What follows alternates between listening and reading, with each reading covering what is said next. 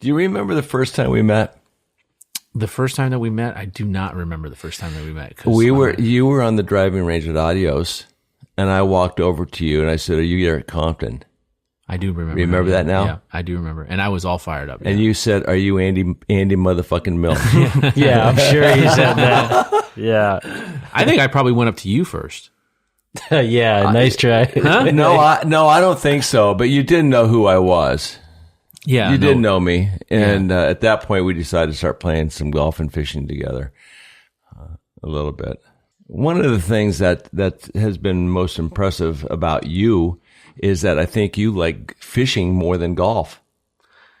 Yeah, I mean, my background as a kid was growing up fishing. My parents lived on a canal, so I would always be back there trying to catch the carp or the peacock bass from 7, 8 years old. And then my mom is from Norway, so we spent a lot of time.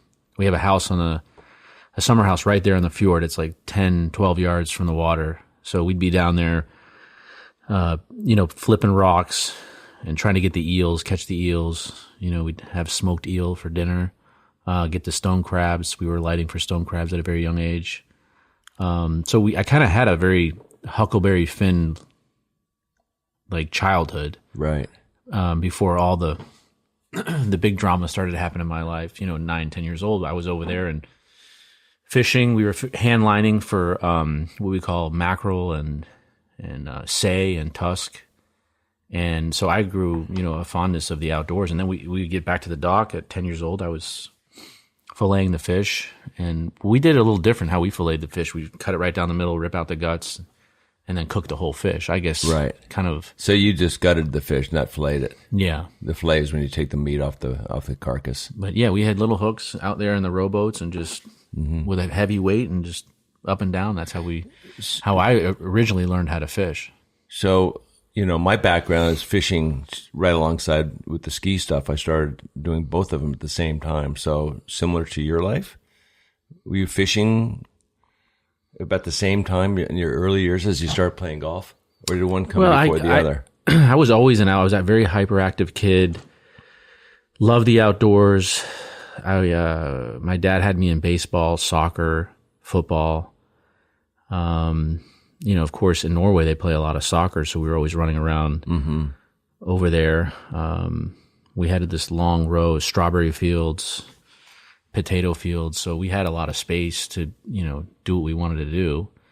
And then back here in the States, you had American football, so we played out and, tackle football on the pavement and come home with some bruises.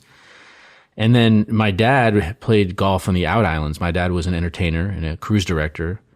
And he was actually one of the founders of the out islands, like at Haiti and where the cruise ship stopped. So when they went to Port au Call, whether it was in Jamaica or some of the other out islands, they would go play golf.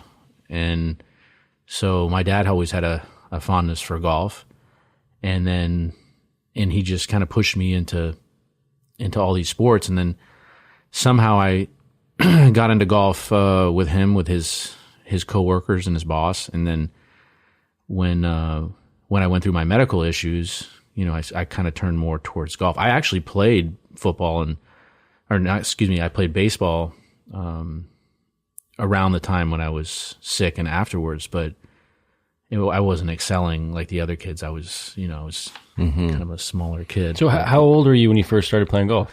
I think the first time I ever played golf was 7, 8 years old. Yeah. And then what was cool is my brother and I and my mom would go to Norway as soon as school got out. So in the summer, we would fly over and stay at the summer house. And then my dad would come the last 2 weeks before school started. And he came over with floating golf balls, which was like a very cool thing for us. Nobody in Norway was really playing golf or knew what that was. And so we had a nice piece of grass right there and hitting into the fjord, and my brother would go pick up the golf balls in the rowboat or the little speedboat we have. And then, around, it's kind of looks like a lake because all the fjords go in and out of the pathways there, and all the kids would come over and then come and try to hit the golf ball with us. And we would try to, as I got a little bit older, I was able to knock it across the fjord which was about a 220-yard shot. And, it's just something that we were always outside fishing, hitting golf balls and picking them up. And of course there you can fish and play golf until 12 o'clock at night in the summertime. Right. Well, let's back up just a little bit. For a lot of people might not know who you are, Erik Compton, professional golfer. And I think most people know you as having 2 heart replacements and getting second at Pinehurst number 2 during the U.S. Open 11 years ago. I mean, you've had an amazing life, but also too, how you fought through all these things and maintained your professional status as a golfer. So let's go back just a little bit, because your first heart replacement was when you were 12 years old. Did you notice anything that was abnormal before you had this condition, which is called a viral cardiomyopathy? Yeah, I mean, I was a very healthy kid growing up. What I had was a virus, so it wasn't like a genetic thing that I was predisposed to. Or it was a virus, something that comes and goes. Yeah. And I went in for a physical here in Miami, and it was stunning to all of us because I was in very good shape. As a kid, 9, 10 years old, I had good chest muscles and abs, and we didn't think anything was wrong with me. The only thing that we did notice is you could see a little bit of my chest pectoral muscle move like a heartbeat. We didn't think anything of it. I went in for a physical, and the doctor was listening, and then he listened a little longer, and then he said, can you go outside the room for a little bit? And then he spoke with my parents. I remember sitting outside the waiting room there, and it was just like I was kind of, you remember these little things, core memories of your life, and it scared me. And then when I came back in, another doctor greeted me, and they said, you need to go over to the hospital right away and then do some more tests. And then that's when they, had diagnosed me with cardiomyopathy, and then I had an enlarged heart that was working, way less than the capacity of a normal heart. So you were born with the larger heart? I wasn't. It was a virus that I had caught prior to that, maybe within a year or two of that, like a long cold. They don't know why cardiomyopathy happens. And it was working less, not more. So yeah, a normal heart works about 65% of its capacity, and mine was working at that time around 30. So they said, you're eventually, within those the office visit that I went to the hospital, they said you're gonna, and I felt fine, which is why they said you're gonna eventually need a heart transplant. All I heard was you can't play sports anymore, and I was like, oh my god. So it was like, so this is like complete change of lifestyle, and as going back talking about fishing and playing soccer and all these sports, where I was successful and better than most of the kids that were my age, to hearing, hey, you're not able to, you can't run or do recess or play any of these sports, and you're going to need a new heart. And I heard that all within a week. But the new heart, then it was, I would imagine it would be hard to connect the dots as to what that means, a new heart. Yeah, I mean, for somebody who's 10 years old, 10 years old, the only dots I could connect was you can't have fun. You can't have fun. You can't run around. You can't play sports. And so I would do it, in the next, that year, I was slowly deteriorating, and I still had to prove that I was the best athlete in the class and do all these things, because that's all I wanted to do was run around. But then I would have these blackout sessions and turn green and end up in the hospital.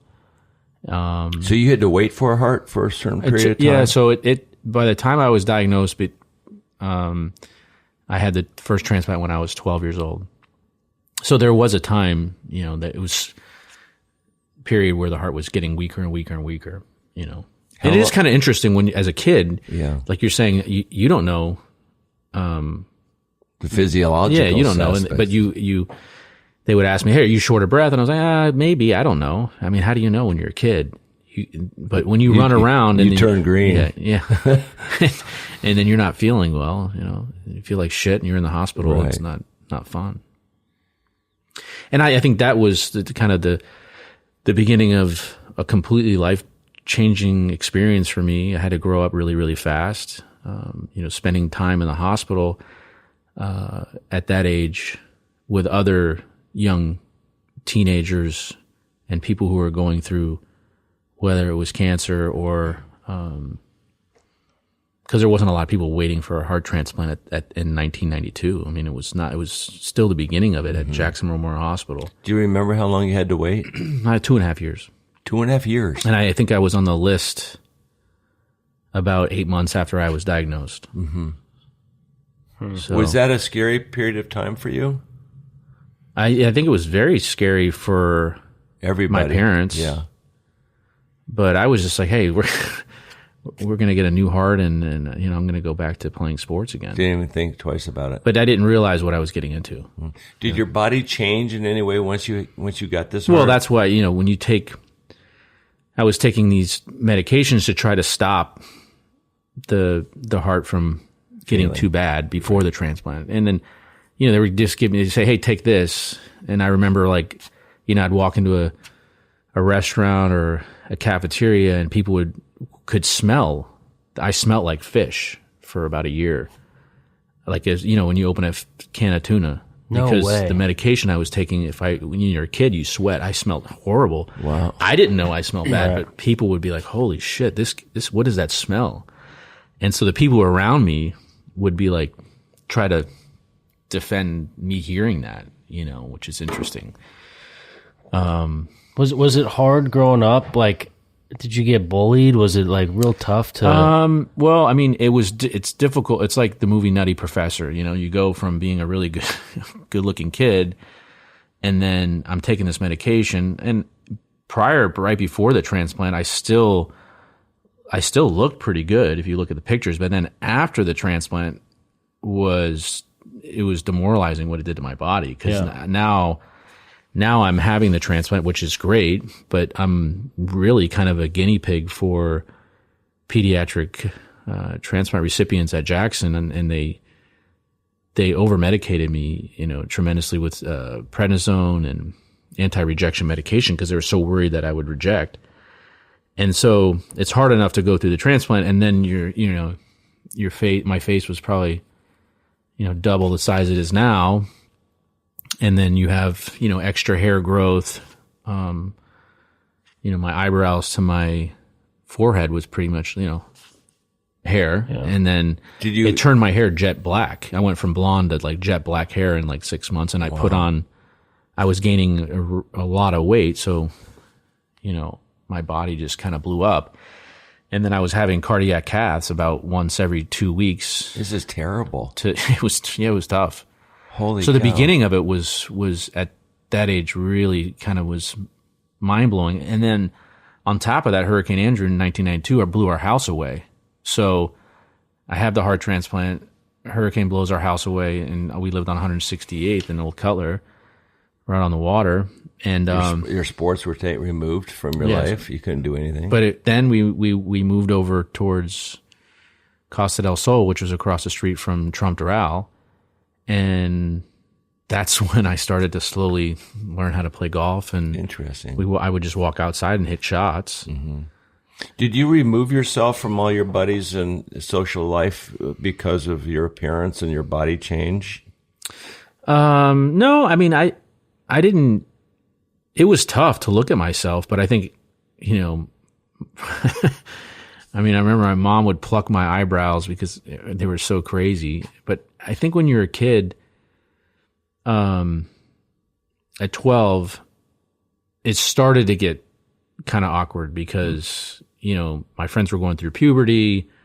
My best friend, he was always there and he stuck with me, and we actually lived in the same area when we were neighbors when that hurricane blew our house away. So then we were neighbors. We moved over to Costa del Sol together. So he knew what I went through and, would defend me if people were, and I would defend myself, I mean, I was the first guy you'd pick in a team to go play sports when I was 8, 9, 10, 11, just going out. And then I'd be the last guy you'd want to pick afterwards, because I looked it's like the Nutty Professor. I said, I just looked very unathletic. I was fat. And so I would, I used sports as a way to prove who I was again. Did you find anger by chance? Were you angry about this? Yeah, I mean, I guess you can say. I mean, but I've said before, I would never change the experience that I have had in life with all these, the way you're treated and the way that you're viewed and see. It's an experience to learn, right? It's definitely a different childhood, but obviously somebody picked you.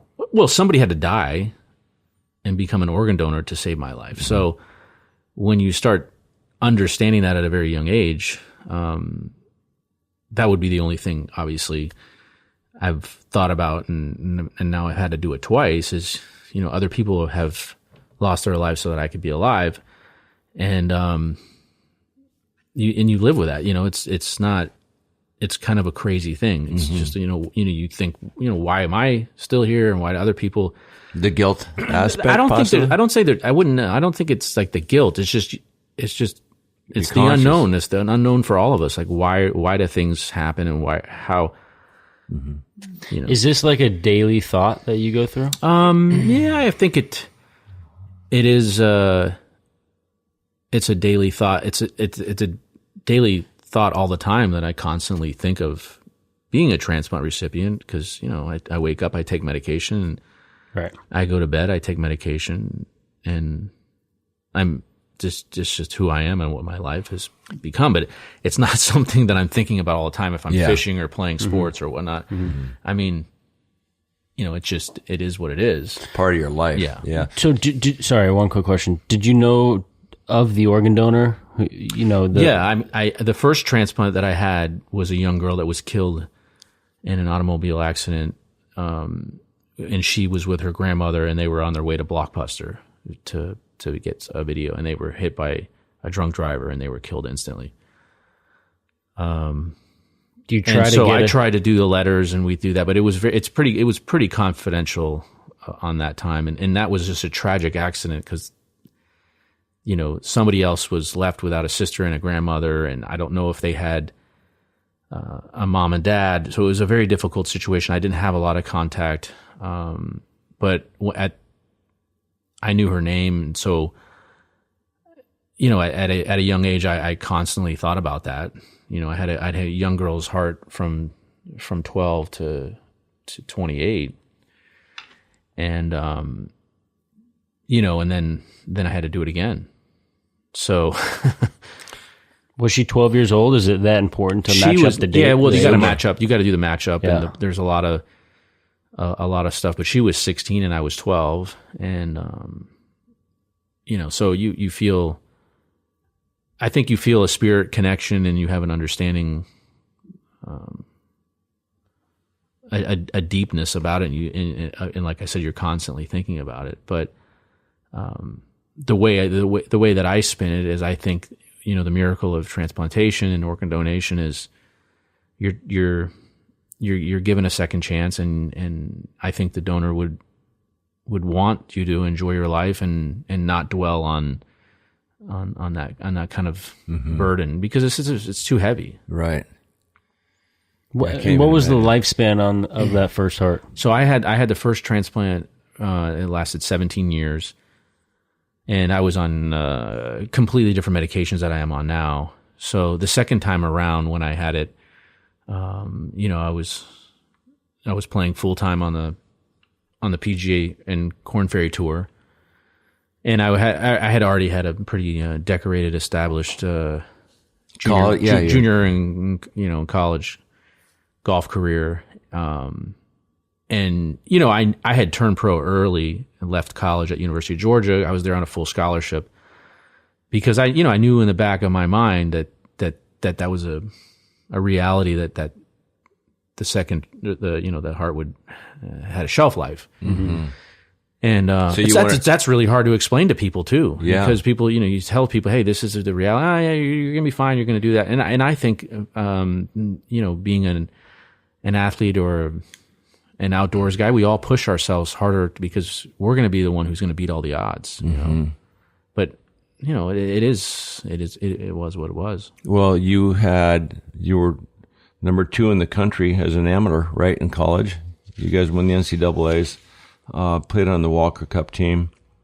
I was talking to Jim McLean, your coach. He said that you made a cut at 17. Yeah, as an invitation, right? On the PGA, yeah, I played. I was lucky to, my dad and I, we traveled the country, and being that my dad was he was a very good musician and in the entertainment business, and he knew where to guide me with the right people.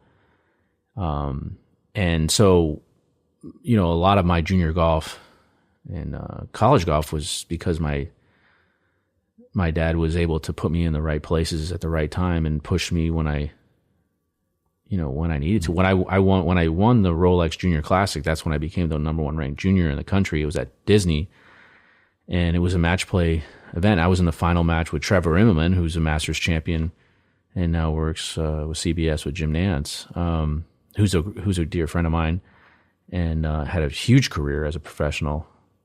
So I'm up against him, and when we were the same age, 17, 18, he was the guy. Right. And he was a better player than me. I just happened to beat him that tournament, and that kind of put me on the map to becoming the number 1 junior. And prior to that tournament, I remember not feeling well, and I told my dad, "Hey, I don't want to play in this tournament." So when you don't feel well, is that I just was having palpitations, yeah. Probably was maybe in a little bit of rejection, going through puberty, 17, 18 years old. My body was changing. I was a very small guy. I mean, I think I was 130 pounds when I went to college. And so I played that tournament. I didn't want to play. My dad was like, "Hey, why don't you just play the first few holes and just, see how you feel. And just push yourself a little. If you don't, we'll leave." Well, that's been the story of my life, and I ended up winning the tournament. And that, fast forward, we'll get to it, but the U.S. Open has a very similar start and to that as well in 2014. But yeah, I mean, I know we touched on the first transplant, and then then I had to get retransplanted again. And I never dreamed that I would have a second career. I mean, my best golf was after my second transplant, which is now my third heart. Right. That's crazy. I never thought about that. I thought I was just gonna, fish, retire, and chill out. But now you got to go through the whole thing again. But you had a heart attack, and you drove yourself to the hospital, if I'm not mistaken. Yeah, the second time I was 28, and I'd been playing a full season on the Corn Ferry Tour. And I was in Boise, Idaho, missed a cut there, which was a crazy thing because I think I took a 10 on the back 9 with like 3 or 4 holes to play and missed the cut by a shot. I flew home, and my parents were looking at me on the patio. We were sitting, I was kind of frustrated about my game. I was like, I'm kind of tired. I'm not really seeing the results. So I had a canoe that I used to take out in Biscayne Bay. And I also had a Trek bike. So I was like, I'll take the bike out, go over the Key Biscayne Bridge, and I'll take the canoe out the next day. And I could start to I was feeling a little bit off.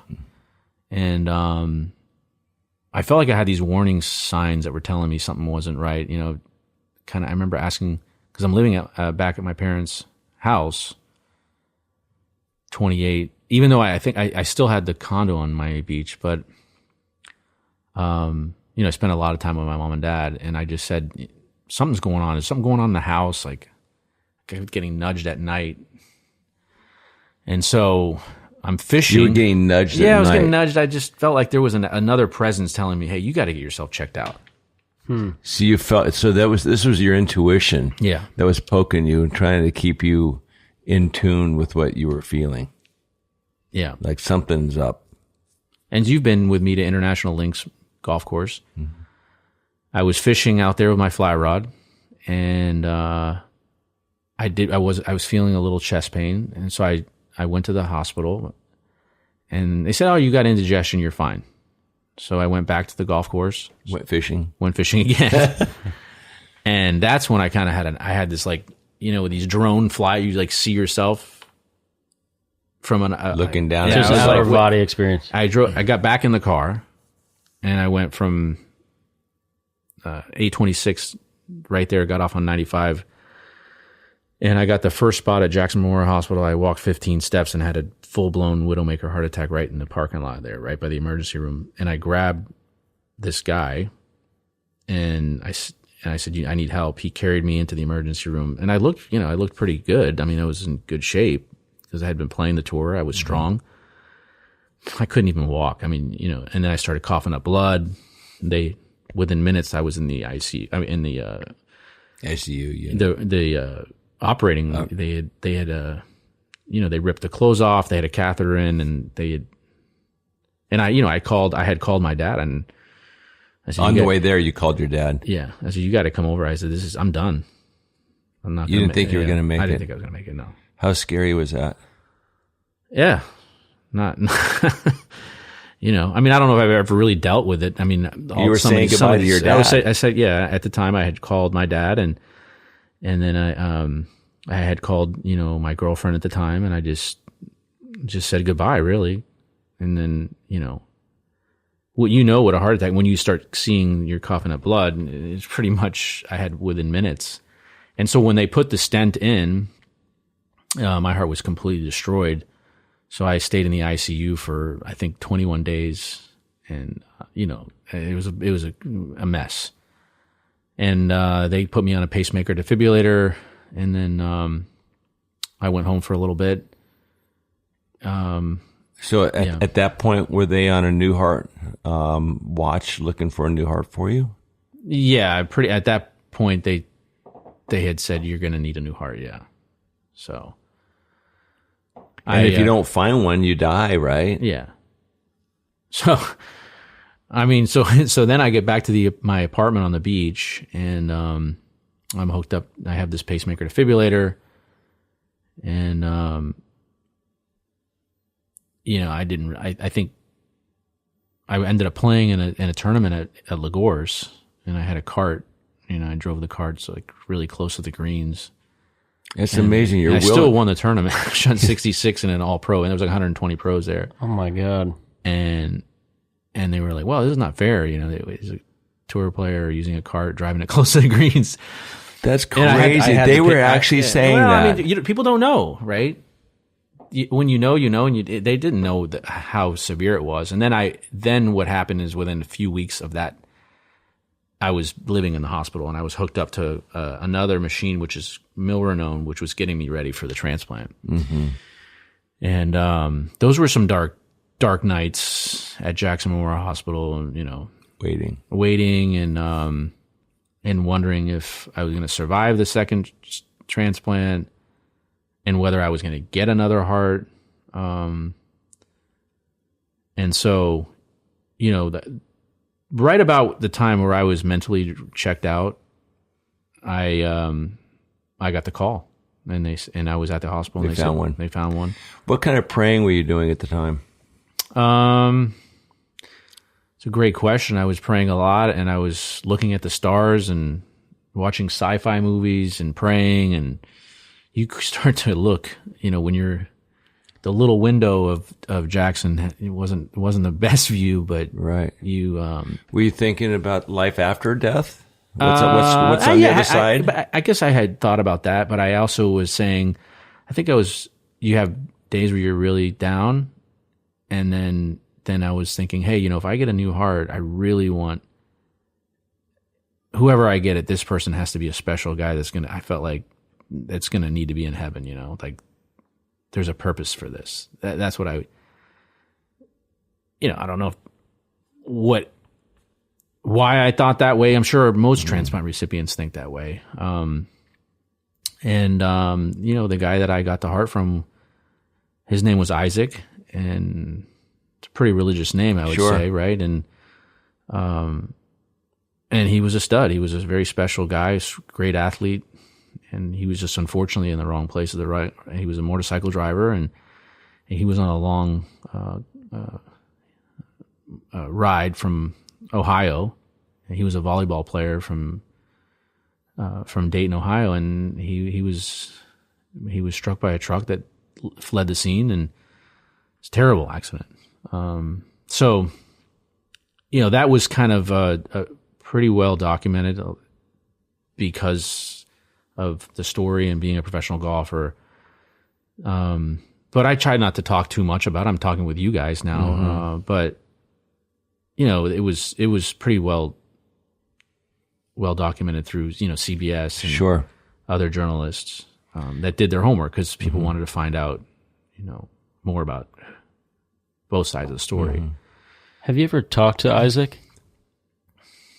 In my mind, in prayer, yeah, I talked to my donors all the time, but I stayed in close contact with his parents and with his sister, and we've had a relationship, but it's difficult. They've had a lot to deal with, not only just with the loss of their son, but some other family stuff, and it's I think we have a great understanding, and try to do the best that I can and live a normal life. To honor the ones that have kept me going. Mm-hmm. They must have been thrilled when you got second at the U.S. Open. Isaac played a big role. Yeah, I hope so. Second place finish. I think we were all thrilled. Yeah, no doubt.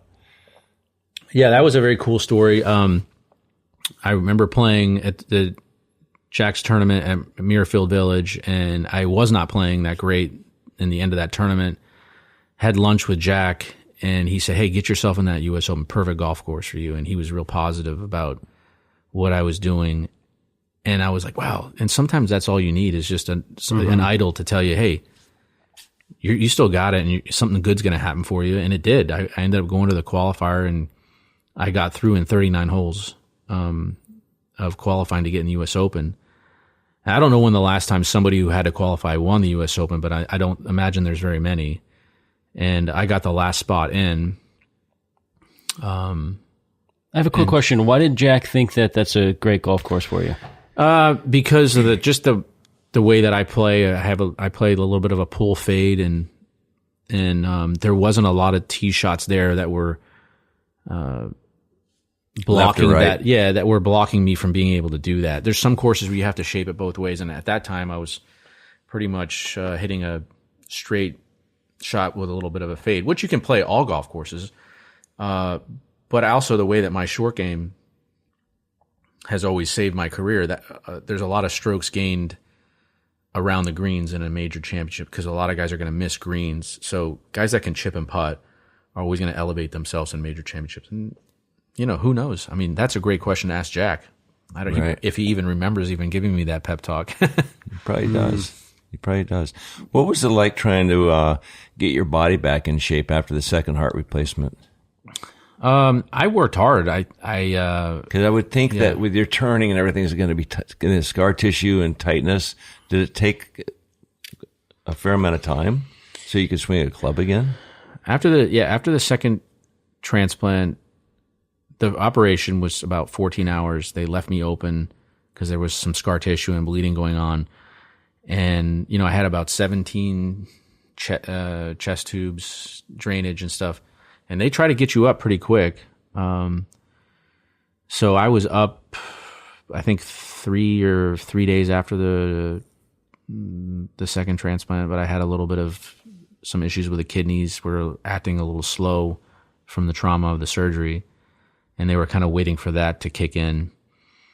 And then a lot of people don't know this, but I ended up getting into the Children's Miracle Network, which is a PGA event 6 months after my transplant. Second one, I made the cut, but I was in a cart. I wasn't walking full. And, I was hitting balls next to Davis Love. It was early morning, and he was, big, strong guy, 6'4", and hitting the shit out of the ball. And I was like, got to beat this guy. But, pretty intimidating, right? Yeah, but they were my heroes, and all of them were really supportive of what they all knew at that time, what I had gone through. And so, I ended up making the cut. I think he ended up winning the tournament. And, to make the cut after, 6 months after transplant and still feeling your sternum a little bit sore in those early morning rounds. Didn't the doctor say you would never play at a professional level again? Well, I mean, I don't think they wanted me to put that much stress on myself, but I don't think they imagine. Well, I don't know how many transplant recipients and heart transplant recipients in the world are playing professional sports, but if golf is probably the best one if you can.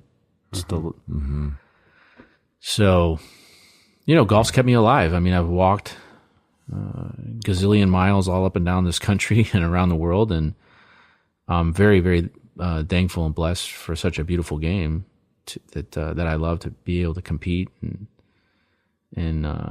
yeah, you won $4 million and change. That's a lot. That's a good chunk. Yeah. Talk to us about that week at Pinehurst. I want to know everything about it.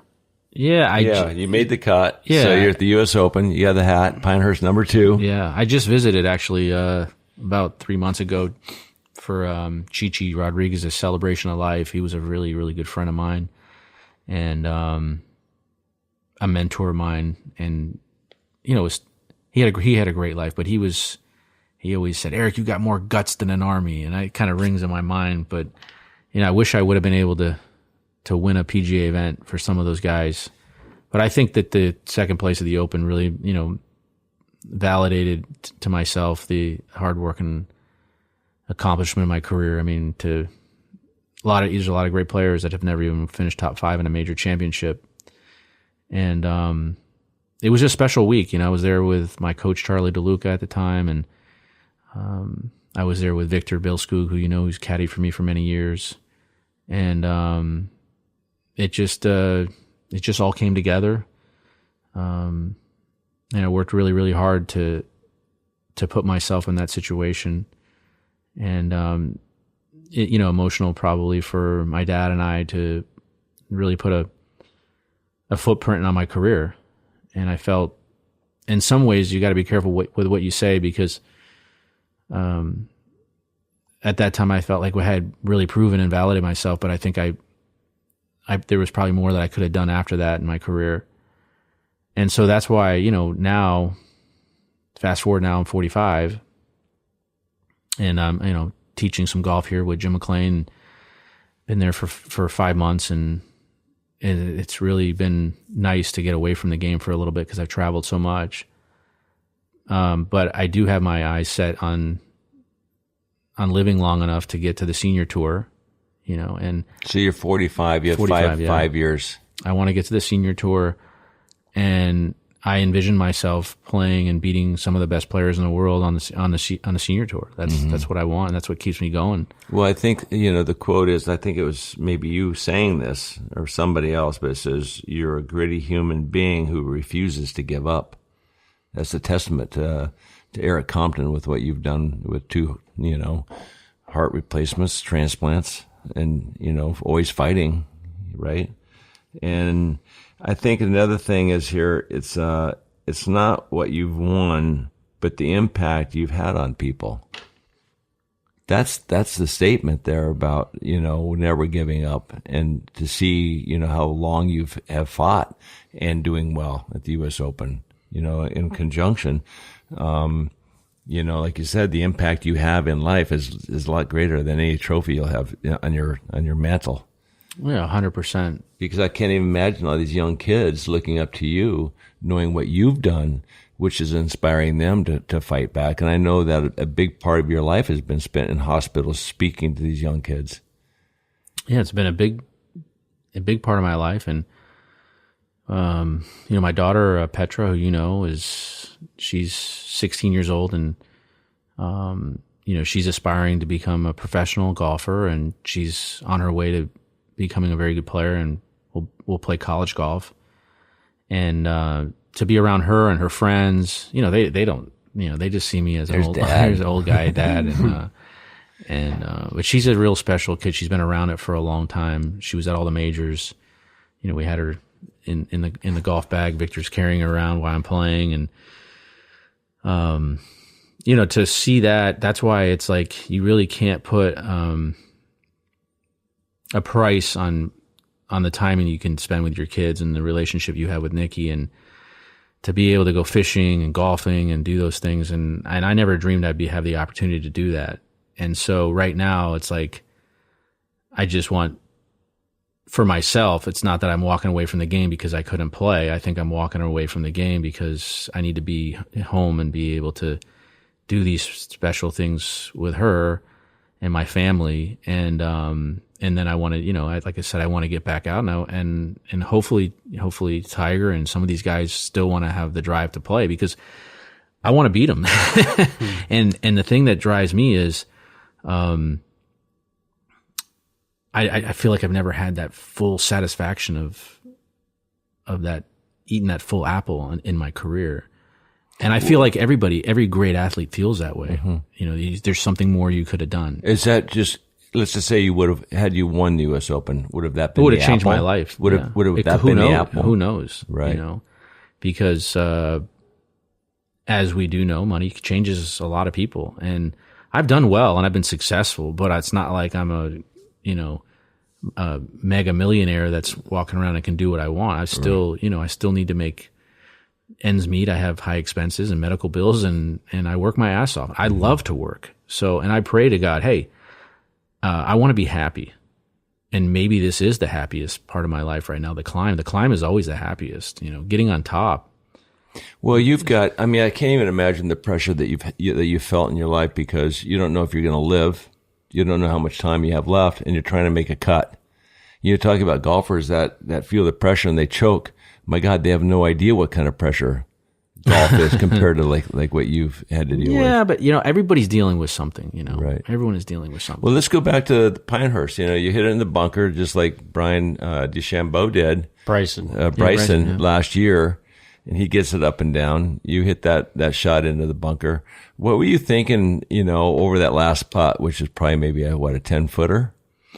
Yeah, a 10-foot putt left to right. And I just, I wanted Victor, who was caddying for me, to come in. I was kind of telling him, hey, read this putt, but I wasn't really. I was just having him get behind the putt to look at the crowd. And I was like, let's enjoy this moment, because this is something we're going to remember for the rest of our lives. And there's no fucking way I'm missing this putt. Did you tell him that? Basically. Were you nervous? Yeah, at all? heck yeah. I was nervous the whole round. I was nervous. Yeah. That's kind of like a feeling of like doing a jog the whole time, from the time you tee up to the time you're done. Mm-hmm. How do you deal with silencing the nerves? Is there something that you do? Routine? It's very different for everybody, and how I silence the nerves, because I don't have a vagus nerve, so my heart is constantly once it's up, it's there for the whole day in those situations. So you try to distract your mind, you just try to breathe heavy and just plow through it. There's a love of that feeling, and there's also not a love of that feeling. It's like it's hard to explain. I think like standing in the starting gate of a downhill, I remember thinking there's two different sensations, and you're thinking about, am I nervous or am I excited? Right. And or am I sick? They're both related to nerves. So where do I stand here? So if you're skiing well and you have a chance to win, you're really excited. Yeah. But if you've just been injured, you're coming off of a broken leg and you're skiing on one leg and things are not looking so good, you might be a little nervous, But it's got to be so hard to just swing freely and swing with conviction when there's thousands of people on the sidelines looking at you, and you're trying to pay rent. Yeah. Well, I think that at that level, when you're playing at the highest level of golf, you're not really thinking about that stuff. That stuff. You're because you're prepared. You're one of the best in the world. There's not in hitting a golf ball. It's not like I'm scared I'm going to hit these guys, or I'm scared that they're going to, boo me, or it's just, so it's like you're more worried about your own results. Your own results, and can you do this shot, that shot, and perform it for yourself. So it's a lot of self anxiety that you bring on yourself. And I think a lot of people do get to that point when you put yourself in a high pressure situation where you're either gonna succeed or you're gonna fall down. And I think everybody falls down until you learn how to deal with a pressure situation. Nobody just comes. The winning percentage of a golfer is less than 1%. So, I mean, it's all about the beatings, really. I mean, how do you go from one tournament to another, knowing most likely you're going to get your ass kicked? And how do you learn from failure? Right. And so when you look at a guy like Tiger or Jack Nicklaus, they're just such special guys that were able to win at a different percent, and that's for them to explain that to me. I probably don't even understand. It's just like me explaining golf to a scratch golfer. It's just such a huge. It's such a small difference, but such a huge difference. And I mean, you guys know. I mean, you go to these fishing tournaments, and there's guys that are great guys, and you can say it's luck, but when a guy does it every time and wins, why are they're just a little bit better than the other guy, and that's what makes somebody really special and unique in their craft. And the only thing I can say is, look, I got to a high level, and I did it with other people's hearts, and there's not many people in the world that can say that. So I do beat myself up because I wish I would have had a better career. But if you compare my career to other people that have had my situation, it's not easy. Do you find yourself trying to avoid that as an excuse to maintain a high level of results on the tour? Because after the U.S. Open, you got second. So where's the consistency? And how do you avoid, not making cuts and not being, where you want to be? Because the difference of doing well and also of winning. Right. So as a professional golfer, what are the struggles that you're having now to try to maintain that top level that you were at? Well, I think a lot of it has to do with your personal lives and how focused you are. There's very, very few guys that can, in our sport, that go on to have, their best golf after they have a family. It's difficult to juggle that. You're having your kids and your wife and you're traveling. And when you're a professional athlete, you have to be selfish. And then when you have a family, it's not always just about yourself. So, there's big distraction, but I think, in order for the success that I've had to be very selfish. I had to focus on myself. I had to focus on my health, and there's parts of that I wish I didn't have, but then also I would have never been successful.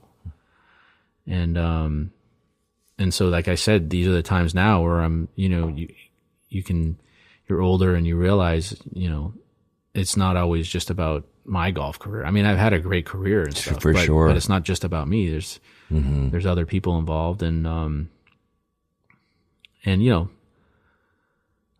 just thankful for that light right now to be able to realize that. Is it hard for you to be a teaching pro now? I like it. I like to be around people, and I like to share my knowledge. And it's consistency. You're making money, and I can a fair amount every day. I can see that I'm helping guys, and I've been offered since the last time we talked to get back out and to play and have some sponsorships. But I think right now, again, there's not a money that you can put on it right now that I need to be home and be able to do that. So I'm 45 now, and I definitely have that my mindset that I'm going to gear back up in the next 3 years and then get ready for the Champions Tour if I'm healthy. Are you fishing more nowadays? Or did you fish? I haven't. I fished a little bit recently. I took my boat out. I have a cool Hells Bay Professional that I got after the Open. A little hub issue. I get down to the Everglades, and I haven't really serviced my boat, and the hub fell off.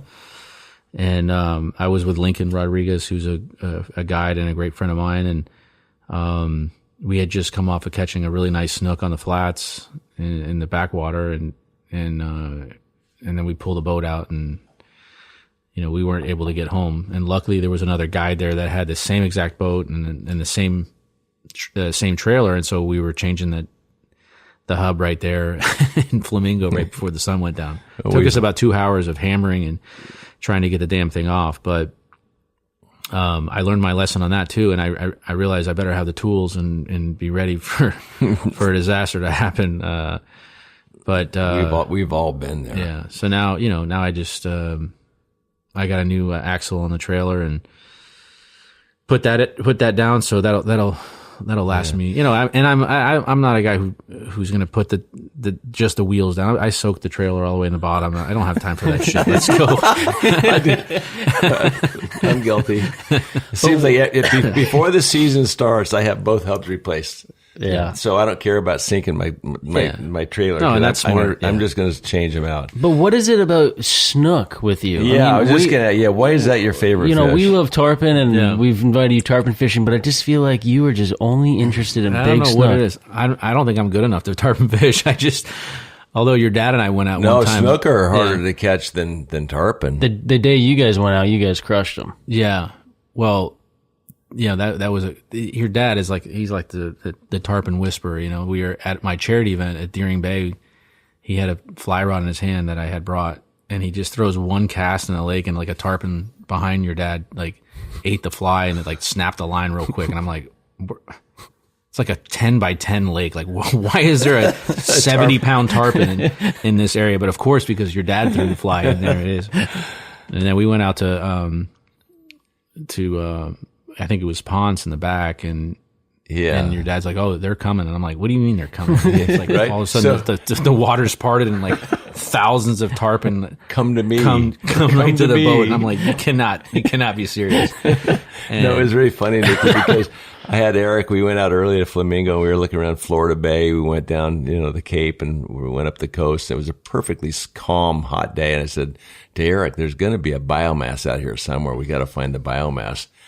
And I know that he was probably thinking, I'm just doing all that guy talk, flapping my mouth. They're going to do this. Yeah, right. Find me a fucking fish. But I knew that they were near, they had to have been close. And then I said, just look for a fish to jump. Boom, we see a bust. Boom, we see another bust. We idled over there, and for the next 4 hours, we were throwing nonstop at big old tarpon just sliding by the boat. And then you caught one that was like 140 pounds. And after you caught that thing, I'm going, "Oh, Eric, don't die on me. Please don't die." And it's like, should we go home? I was so worried about you. Yeah. Shit, my heart might be better than yours. You kidding? I don't know what it is about the snook. I think it's because I can manage that kind of fishing on my own, and I've just gotten really good at it. And so, I fished in the back country with my neighbor, George Anderton. He used to come home back in the day when guys used to keep snook, and I used to see them in the cooler, and I was like, geez, this is amazing. And so he taught me a lot of the back country, and that's when we were spin fishing. And then I got into the fly fishing with Franco Zamboli, because he had the fly shop, Biscayne Bay Fly Shop. And I was going in there and kind of learning from him a little bit, and then I disappeared, and he didn't know where I went. And that's when he found out I got sick and I needed to have the transplant when I had the heart attack. He didn't know. So he was actually another guy that was visiting me in the hospital and being around me. And, one of my best friends, Dominic Frazier, we always fished around Deering Bay. He's been a big part of my life. So I had a lot of people that loved to fish, and a lot of people who were around me. And, that's really when after the second transplant, I had my eyes set on just catching, massive snook on fly. I don't know. And I've had a lot of success, with snook fishing in the back, and, some big snook. And I just that fish fires me up more than any one of them. I don't know what it is. And maybe because the big tarpon stuff is mostly in the summertime, right? And I'm always on the road, and I don't have the time. Right. It's a seasonal thing. Were you the best fly fisherman on tour? I don't know. There's some good ones. Yeah, Darren Clark is a big permit guy. Yeah, Darren's great. And then, I gave Jack Nicholas some bonefish flies, and then he told me, these didn't work. They were too heavy, the flies. But also Mark O'Meara, who's a good friend of mine, he's invited me to go out and fish and do some sturgeon fishing with him. And maybe these are times that I can get away and actually Fish a bit more. do that. But I know I think he's more diehard than I am, and for river fishing and that kind of stuff. I'm not. I've always been a saltwater guy. So, Tiger had a spell with some fly fishing, didn't he? There for a little bit. I think through Mark, but I don't think he has. After I don't think he has much of a passion for it. Yeah, Right. I saw Bryce Mitchell on fly fishing off of Chitham the other day. Really? Yeah. In Charleston, he was red fishing on like the flood tide flats. I think Bryce is and really Davis big. Love is. I know he likes to fly fish, and Yeah. I brought my fly rods to Hawaii when we played the Hawaiian Open, and behind the 16th green, there's bonefish and stuff like that. So I would do a little bit of that, and there were some caddies that were great fly fishermen that would wade the waters and stuff. So you travel with the rod. And Paul Azinger was. I don't know if he's a great fly fisherman, but I think he loves snook fishing in backcountry. And Cam Smith. I don't know if Cam. I don't know him. Do you remember well. he brought the rod to I think it was a tournament in Hawaii or something. He was fly casting off the greens and stuff. It was pretty cool to watch. Well, I know Smiley Kaufman and Jordan Spieth were out there pretending to fish. I mean, I think their canoe flipped in Hawaii and water went right over them. And then also Ricky Fowler, I've taken him back in the Everglades and fished a lot with him. And then the late Andy Bean. Right. He was a big fisherman in the Everglades. He was a bass guy. Yeah. Well, I fished a lot with him in Chuckaluski. No, he was not a bass guy. No, he was a snook guy. He was a snook guy. Yeah.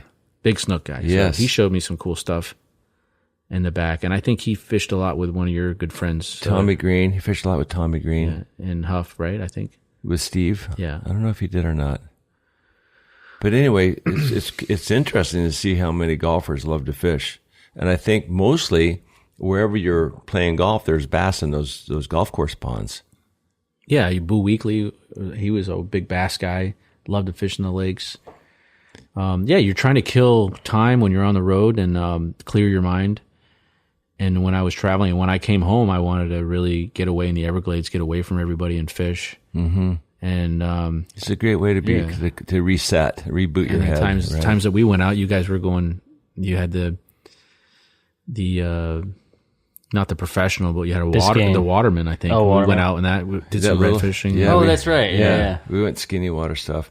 Let's talk about what's happening with the PGA now and the Live Tour. I have no idea what's going on. I mean, they just recently just sent us a note saying they were going to talk to the president, but it's mind blowing to me because the tour had canceled him 4 years ago and removed all the PGA events that had anything to do with the Trump stuff, and now they're asking him to fix their problems.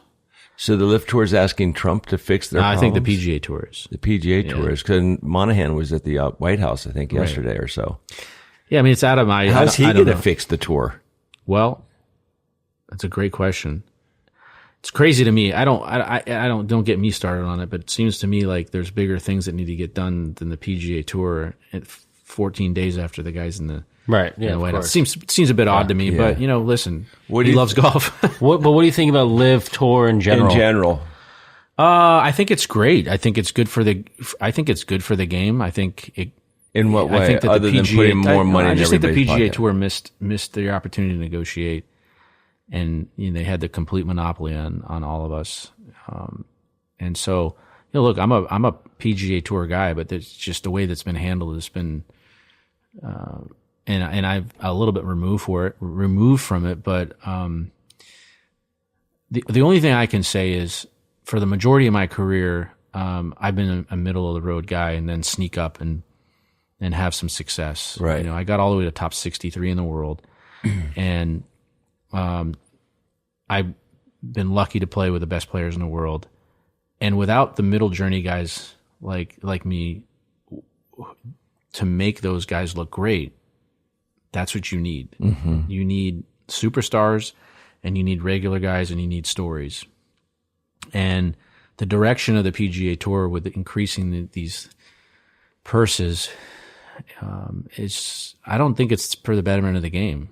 I think it's more just getting the top players more money and less guys in the field, smaller cuts, or, no cut tournaments, guaranteed money. I don't like it, but I'm sure if I was one of the best players in the world, I think it would be great. But I mean, it just doesn't. I like the way the system was before, because these tournaments are hurting, and they're hurt if the best players don't show up. Right. Well, the Live Tour has a lot of the big names that the PGA is missing out on. Right. I mean, as a spectator, but one follows the other. So now the PGA Tour is trying to do a similar thing. We have, you have the top PGA guys versus the top Live guys, and it becomes a money grab in the majors, because they don't they don't play with each other on a daily or weekly basis. No, but I'm saying within their respective leagues, it's become a money grab. Yeah. And, I don't know what's wrong with having a tournament, a full field event, and having everybody have an opportunity to win, and they have a cut. Now they have events that are like that, but it's. You talking about both tours together? Yeah, I mean, they're just trying to still penalize the Live guys for leaving, right? Well, the PGA, the majors are trying to make exceptions to let some of the Live guys in now. From what I understand, they're going to be able to play in the U.S. Open and the Masters special invites. Again, it's a lot more complicated. I think what they're trying to do is to try to figure out how they can merge both of them together, get the players all back on the same page. Mm-hmm. But I don't know how that happens when you have one side has been paid so much money, and the other players want to be compensated as well on the PGA Tour. And there's a whole new. You get this TGL golf league starting up in the stadium stuff. So they're trying to create extra revenue for the top players. I don't know. It's a great question. I don't know what do the fans want. What do people want to watch? I'll tell you, from a viewership standpoint, I mean, watching Live is just atrocious. You can't watch it. I can't watch it, and it's too bad. And there are some people that love it. So really, some people love it. So I don't. I'm not. Do you watch golf at all? I like to. Playing yeah, I haven't watched much recently. I think I've exposed so much golf to the family that they probably would rather watch anything else, the news or something else, sitcom or something on TV. But I like to watch the back nine on Sunday to see who's in the mix. And in my prime, I used to watch it all the time. I would come back and watch the rounds. Even when I was playing, I wanted to watch Tiger to see what he did. And the real issue is, you don't have a guy that's moving the needle anymore like Tiger. And that happened in the NBA when Michael Jordan left. And then you have to have guys that are going to replace, how do you replace a guy like that? I mean, he was the needle. I mean, and that's what I'm saying. When he goes to the Champions Tour, if he does play in those events might be more viewed than the PGA Tour. Right. Absolutely. Right? Yeah. So, and then comes more purse and money. Yeah. So there is, like I said, going back, there's a catch-22 to it, because he is the GOAT. He is the guy that moves the needle. Everybody wants to see him play. And then how do you get the other guys in? And now, look, there's great players coming in off the Korn Ferry Tour that are just as good as the PGA Tour players. Mm-hmm. 5 years ago, Scotty Scheffler asked me what I thought about his game. And we were playing on the Korn Ferry, and I told him, you have no idea how good you are. I mean, you're a top 50 player in the world right now, and he might have been a top 30 player in the world. Well, now he's the best player in the world. And when the guys on the Korn Ferry are looking at PGA Tour players, they think that they're probably a step ahead. And there is no difference. There's really not much of a difference. And we're all great players. Mm-hmm. It's just who's playing for what amount of money. And it wasn't always like that. So anybody can win. Anybody can come out of nowhere to win a PGA event. But it's all about getting there. It's all about getting there. Yeah. Well, and the great ones do stay there, but it's set up for the great ones to stay there. In what way? Well, it's harder to keep. It's harder. I mean, think about it. In what sport do you have a head start before the season even starts? I mean, are you going to give Tom Brady a 4-0 start before the season even gets kicked off? I mean, Rory and all the guys that it's like kind of, I guess, NASCAR. They're in the front of the line, and the rookies are in the back, right? So it's always saying is always play better, play better. Well, there's FedEx Cup points. You get to play in the Mercedes Championship. They're already ahead of the other players. Oh, you're talking about points, yeah. So getting into the and then you got the signature series events. They're limited. Mm-hmm. They're getting points. They're getting a hell of a lot more money. So you really have multiple tours. You have the PGA Tour. You have the Signature Series PGA Tour. You have the Korn Ferry Tour. You have Live Tour. So it's complicated, you know.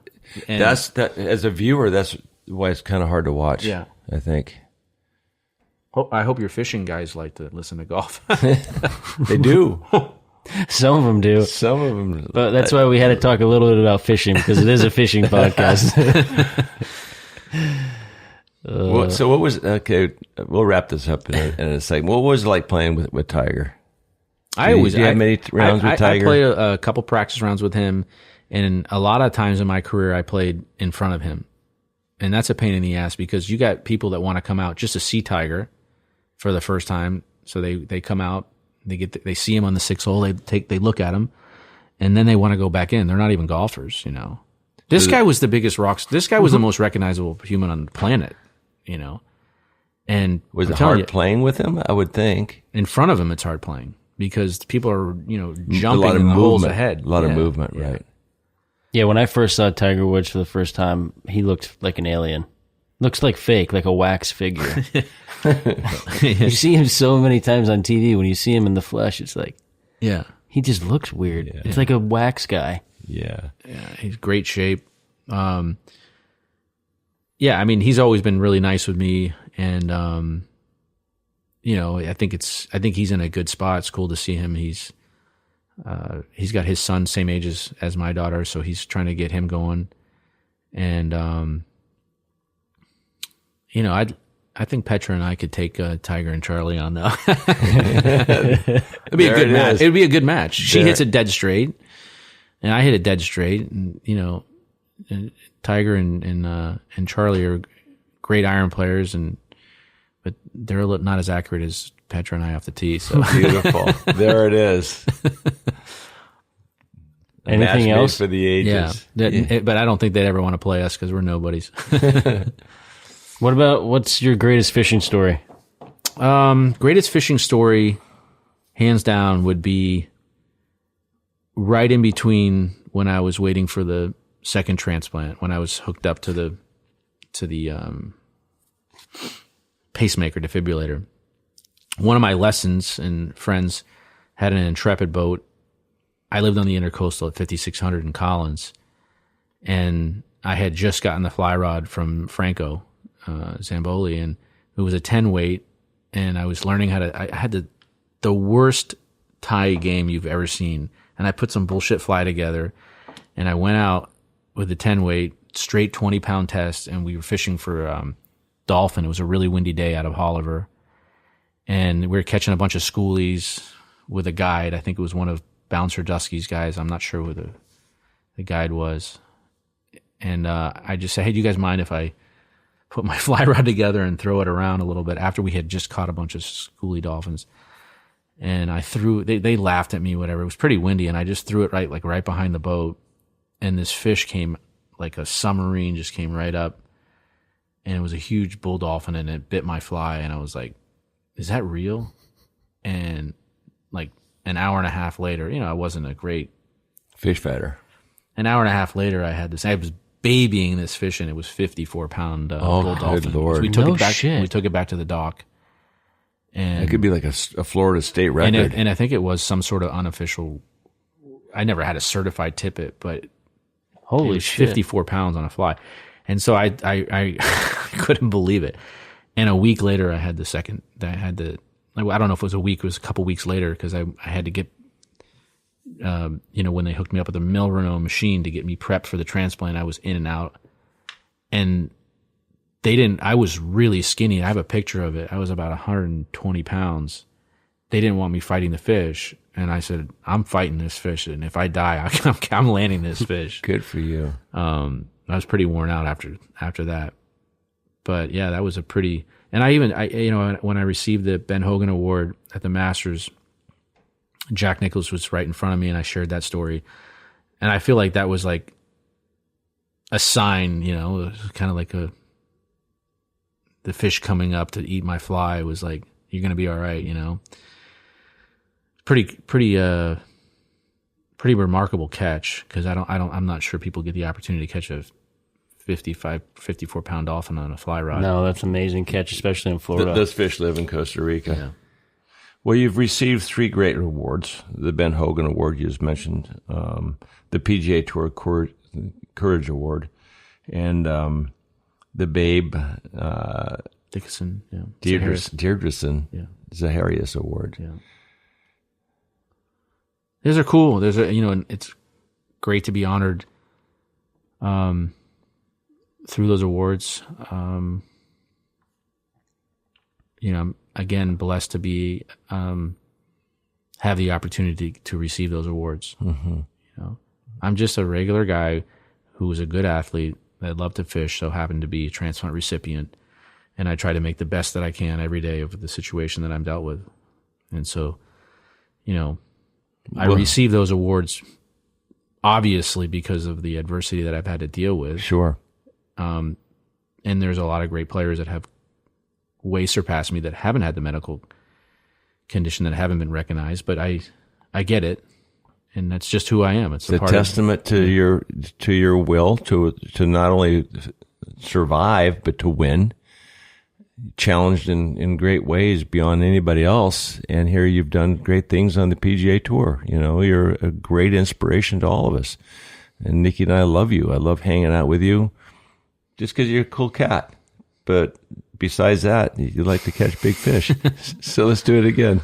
Yeah, I love you guys and appreciate you guys. I know this is a long time. We've tried to get this. You've been ditching us for a long time, Erik. But yeah, like I said, I have some time on my hands to be able to talk and be around my friends, and so we need to get out, and you need to give me another big tarpon. We'll do it. And I want to come up and go skiing or be up in Aspen. A high elevation. That heart may be pumping a little faster than normal. Erik, thanks so much, buddy. Thank you guys. Great story, and you're an inspiration. Yeah, no, for sure. Thank you guys. Bro, thank you. What I saw is just that story. What I saw is just a